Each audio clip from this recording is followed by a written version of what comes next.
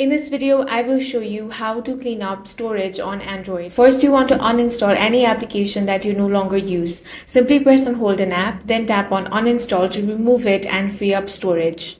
Next, you want to open up Gallery on your device and review your photos and videos. Here, you want to select the videos and photos that you no longer want and then delete them. After that, you want to open the My Files app on your Samsung device. Now browse through categories like videos, audio, document, and downloads. Now check for large files and delete them. After deleting files, remember to open the trash or recycle bin. Then you want to empty it. For that, tap on the three dots, then select empty. Next, you want to open up settings on your device.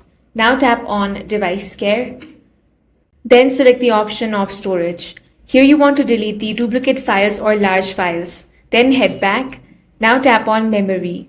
Here you want to tap on the clean now option to reduce memory. This is going to improve performance and it's also going to free up some storage. That's all for this video. If you found it useful, make sure to hit the like button and subscribe for more videos like this.